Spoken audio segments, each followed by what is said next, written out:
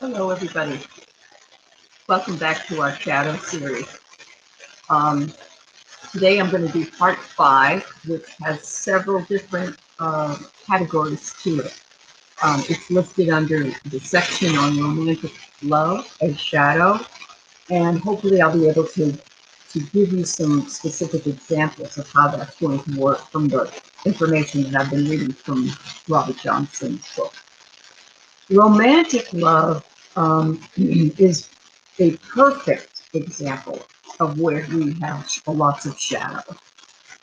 We project onto other people that we are falling in love with um, our most noble qualities and valuable parts that we believe are important to us.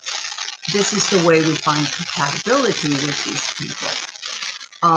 Falling in love differs, however, from love itself, loving, being in love or having love eventually. Falling in love is just a state of euphoria, usually, where everything that the beloved does or says or thinks is just magical and wonderful, and we don't tend to look at the flaws of that person when we're in this particular part of our euphoria, let's say. Um, Loving someone is explained as quieter, more humanely proportioned. In other words, I'm in love with you. We've been together for a long time. I know all your foibles. I know all your problems, and I accept you even though I don't care for some of them. Most Western marriages begin with projection. This is the way we start a relationship. We go through a period of disillusionment, and if possible, we come to a more human only when we come to that place where we have more mature love, or we break up. You know, somebody said the honeymoon lasts 6 weeks, or you should know whether you'll be with someone within the 6-week period. You don't start seeing all the shadow then.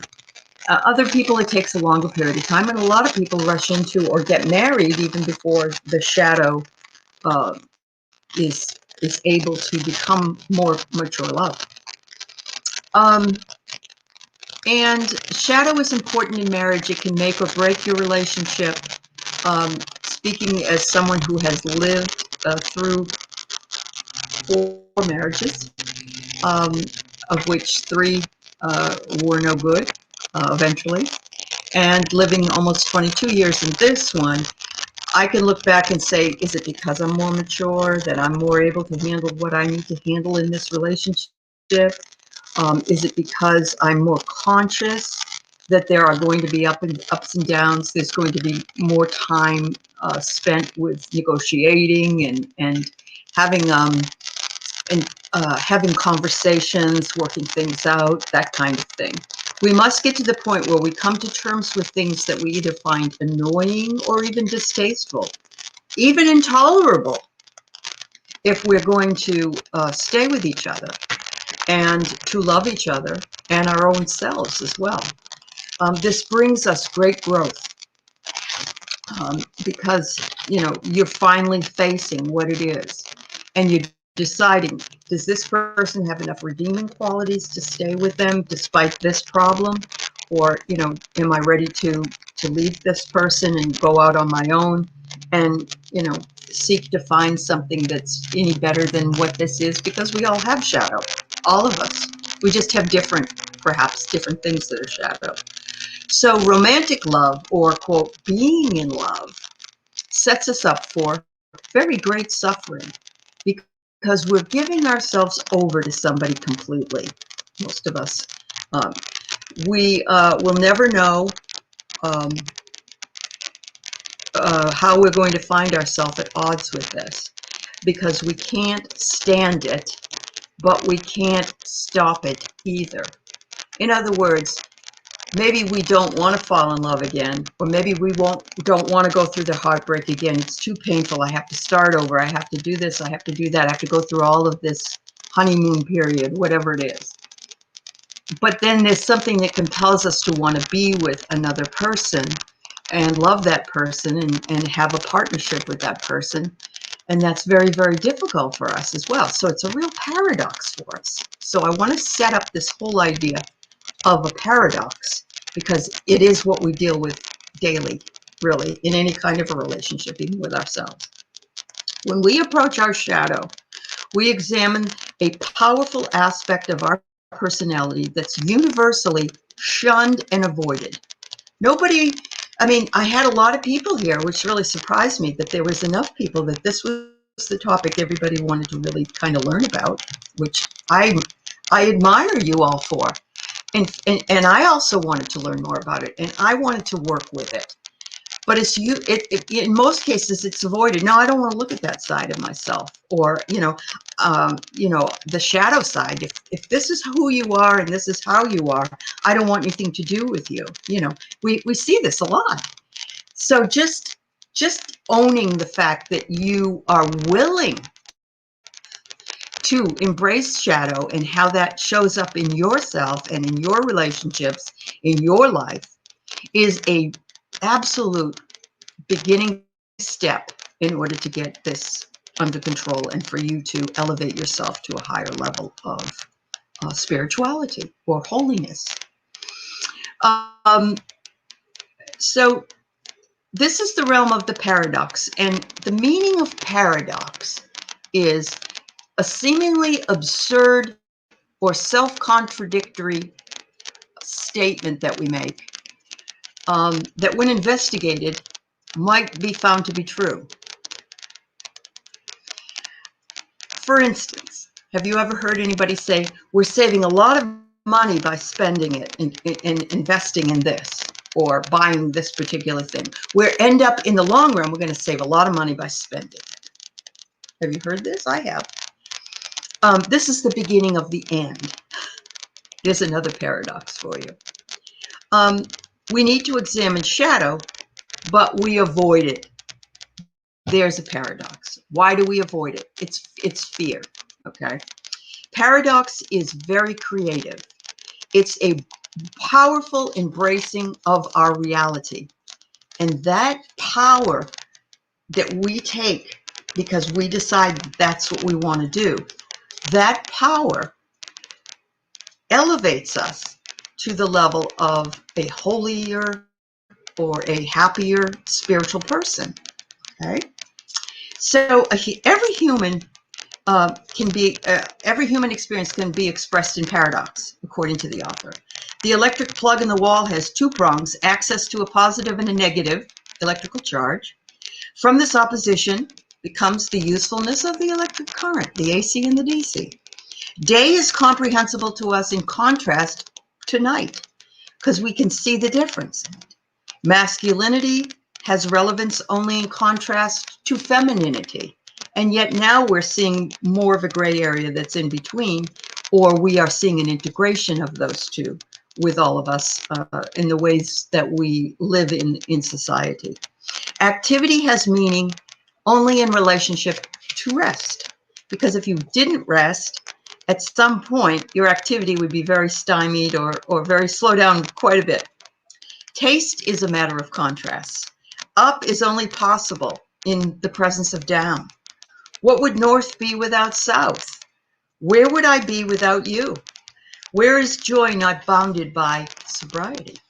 Okay, so for some incomprehensible reason, we seem to refuse the paradox and the paradoxical nature of our lives. And in an idiot moment, think that we can function outside of that. Well, we can do this. We don't have to have that other. We don't have to examine that other part of ourselves. It's not necessary, because if we just avoid it, maybe it will go away. Sound familiar? It is for me. It's very familiar for me. So we all live in opposition. Try, if you can, to list the oppositions that you live in. For me, here's an opposition.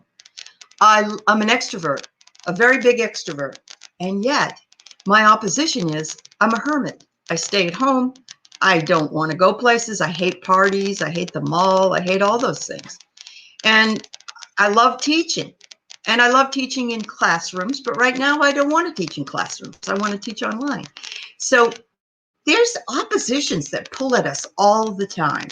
You'll notice that too when you're looking for something that you're trying to figure out, but you'd rather do this. You'd rather be lazy than you got to get all this stuff done. Oh, but I really don't want to do it. I'm just going to be lazy. It isn't really that important. So it's very interesting. How we break a person is to give sets of contrasting values. We have Sunday and Monday morality, for instance. So we have people that are very churchgoers, and they want to go every Sunday to church, and they pray, and they do everything they do on Sunday, and Monday, they forget everything about what they said or did on Sunday. We know that that happens as well. So, that's just one particular way that we do things. Fanaticism is a sign that we adopted one side over another. So, we might say that we can recognize fanaticism, let's say, from the right, because they choose not to look at, say, the virus as being something that's true. And they believe only in everything that's against it. And of course, that's we see that everywhere. We've seen that over a year and a half now. Power without love becomes very brutal. Love without power is weak. And yet, when people present together or get close, there is usually a type of explosion that occurs. Most arguments that they have are about power and love. Can you say money? And some of you will say it's the children, or it's money, it's bills, it's a disagreement about whatever. All of those things are powerful. All those things are power. Money is power. Job is power. And the other side of it is love and how we feel about that.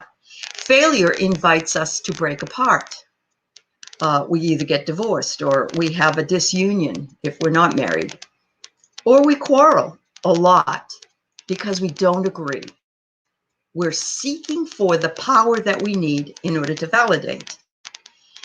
And paradoxically, it can also, these arguments, these things can actually cement the union with stronger devotion to each other, or even mystical union to get through the problems that are there.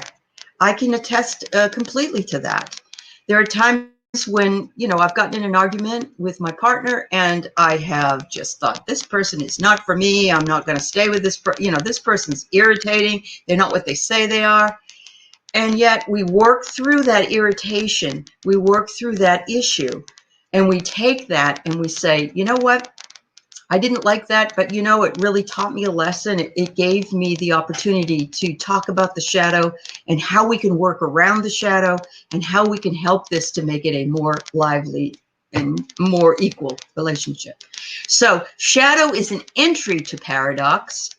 There can be no reconciliation until we all own our own shadow and draw it up to a place of dignity or worth. In other words, shadow is worthy. Shadow is something to be worthy of. To own one's shadow is to prepare the ground for us to have spiritual experience. Some of us believe we're blocked. Some of us believe that we have no way to listen to our guides or no way to listen to our experiences.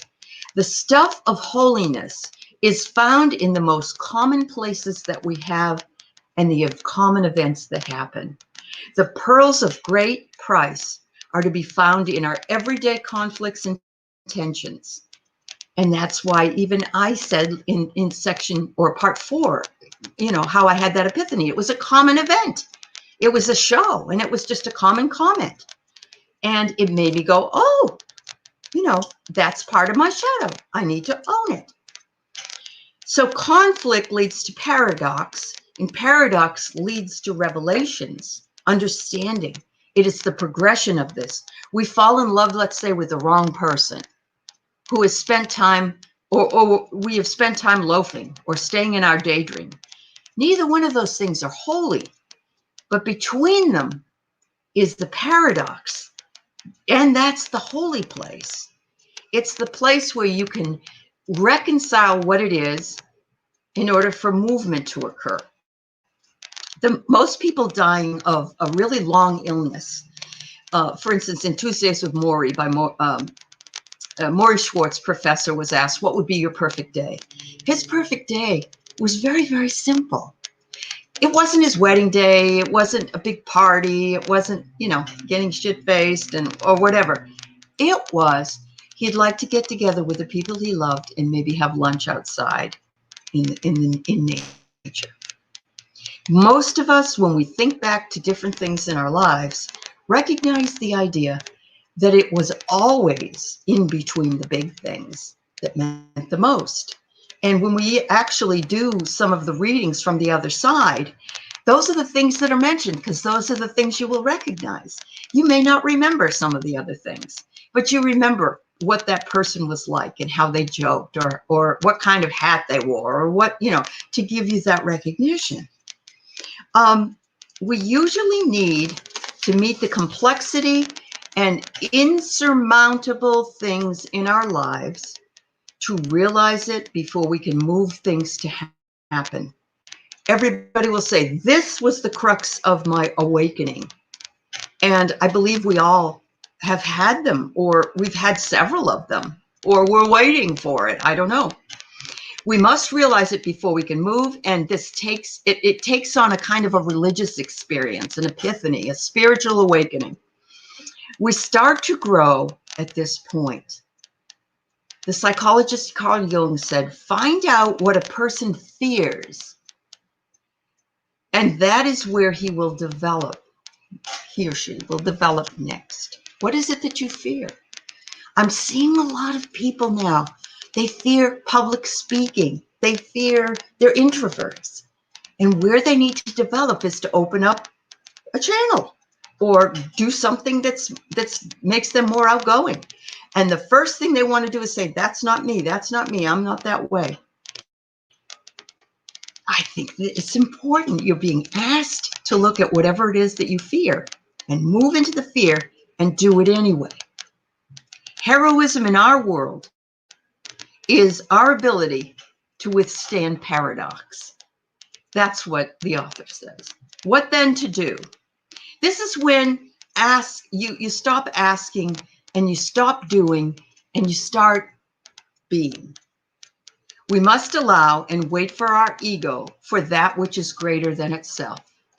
To be in a situation where there's no way out, or to be in a conflict where there's no solution. This is a process for us called individuation. And this is explained by the author in here. So one of the other things that they said, Jung said, was, it is meant to be a situation without a solution. Not all situations have a solution, yet you still have to come up with a solution, correct? The unconscious wants the hopeless conflict in order to pull out of ego consciousness up against the wall, so that we have to realize that whatever we do, it's wrong, because it's an impossible situation. Whichever way we decide will be wrong. This is meant to knock the superiority out of your ego, which always acts from the illusion that it has the responsibility of decision making. We say, oh, well, then I just won't make any decisions. I'll just wiggle my way out of it. That thing is equally wrong, for then naturally nothing happens and you're still stuck in shadow. To consent to paradox is to consent to suffering greater than the ego. This is an invitation greater than ourselves. I'm going to leave you with a little bit about the Buddha. The Buddha and Buddhism is not a religion. Buddhism is a way of life. Buddhism is philosophy. And the way that the Buddha found out and became the Buddha was that he was Siddhartha Gautama, And his father kept him isolated in his kingdom. His father was the king and he was the prince.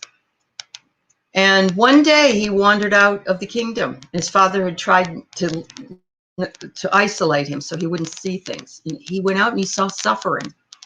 He saw aging. He saw illness. And he saw death. He didn't know these things existed. This is why he said life is suffering. There's nothing we can do about some of that suffering. We try not to have to suffer. No one wants to suffer. No one wants to suffer, ever. This changed him, and he decided that he needed to walk the world and become an ascetic. And he, became the Buddha, basically, from this. The story is fabulous. If you ever get a chance to read Siddhartha by Hermann Hesse, it gives you an idea of more of a storyline, story form. It's a great book, great book. To consent to paradox is to consent to suffering, that which is greater than our ego. Thank you. I hope this helped you today. I have one more coming to you. It will be a section 6. Not sure exactly when, but I will definitely be doing it. Thank you.